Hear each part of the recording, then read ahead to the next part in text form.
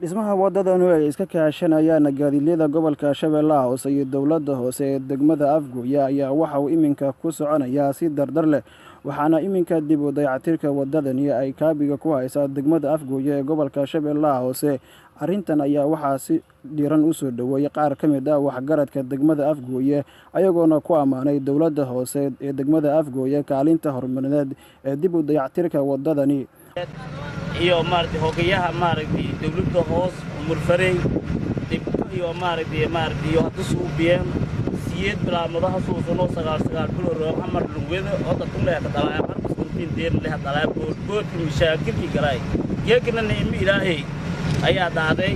insha Allah intii dhammaan ilaahay ku tuugaynaa ilaa gobolka bayna jidka saamka maalintii la marsada maamulka degmada hoose maamulka degmada Afgoye oo horkooda iyo xogayaha dawladda hoose degmada Afgoye waxa mahad ilaahay iska leh meesha dhibaato waa ognahay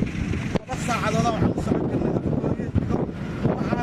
mahadaas ilaahay iska leh xogayaha degmada Afgoye ee gobolka Shabeellaha Hoose Cumar Muuse Fari oo goobta kormeeray ayaa sheegay in howlahan dib u dayactirka wadooyinka lagu ballaarin doono guud ahaan degmada Afgoye.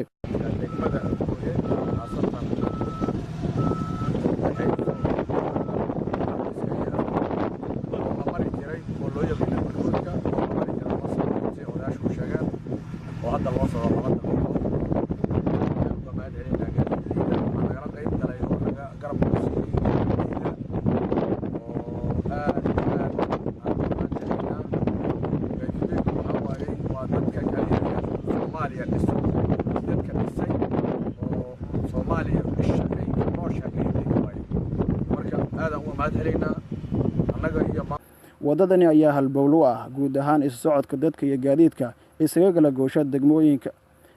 goosha Muqdisho iyo Afgoye. Cabdifataax Cali Cumar Tawakal, telefishinka caalamiga Koonfur Galbeed, Shabeellaha Hoose.